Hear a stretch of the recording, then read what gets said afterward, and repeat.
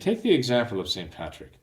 I mean, here's a young man who was actually taken. Talk about human slave trading, right? Talk about human trafficking.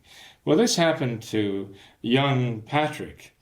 He wasn't a native of Ireland. He was taken there in slavery. He was taken there to be sold as a slave.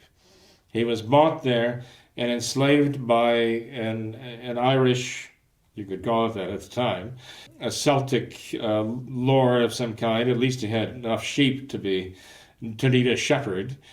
And Patrick was forced into that. And that's the life that he lived for a number of years. And he escaped, but he escaped for the sake of coming back. This time not as a slave, but as a priest. And when he came back as a priest and a bishop, the chains that bound him in his slavery as a priest and a bishop were stronger than the chains that bound him when he was a slave, herding sheep.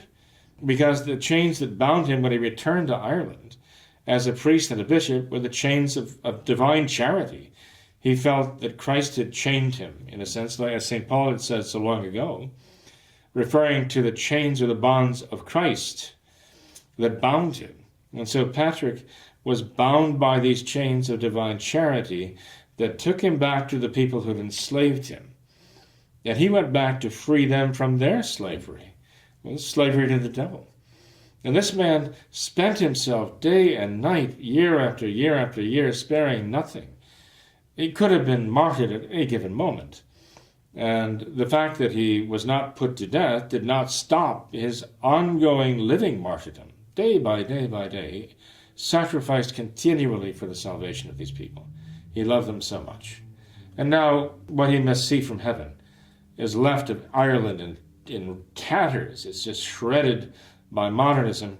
And the modernists, false shepherds, these mercenaries, these wolves in sheep clothing, that they've called bishops and they've called cardinals there, have betrayed the Irish people and the Irish Catholic people into the hands of their enemies, so they're not even governed by Irishmen anymore. And they're not governed by Catholics anymore.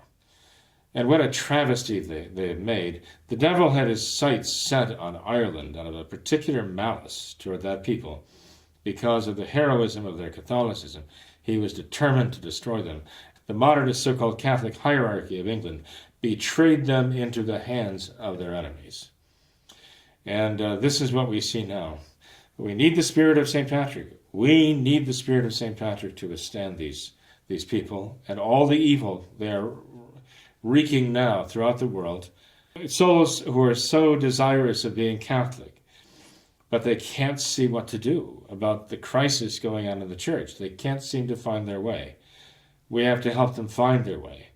You're not going to help them find their way by malice and by bitterness. You're going to help them find their way by charity. They will recognize the charity of Christ for those who are willing to work and to pray for the salvation of souls, even as St. Patrick himself did. So let our cry be exactly our Lord's on the cross. Father, forgive them, they know not what they do. And that's the spirit that you and I have to have too. At the Last Supper, our Lord said to his apostles, referring to the commandment as it had been, the second great commandment, to love thy neighbor as thyself, our Lord said to his apostles, a new commandment I give you, that you love one another as I have loved you.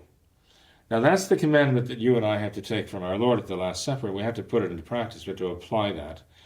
And that means we have to will the good, as our Lord commands in the Sermon on the Mount, even of those who persecute us. We have to will for their conversion. We have to will for their salvation too. And that charity will overcome the malice that they have and the hatred that they have. It doesn't mean we have to be patsies and lay down and be totally passive in light of persecution. That's not the point. The point is that even when we resist evil, we have to do it out of love for God and not out of malice. So I ask you, please take the example of our Lord. And also, we just celebrated St. Patrick's Day. Take the example of St. Patrick.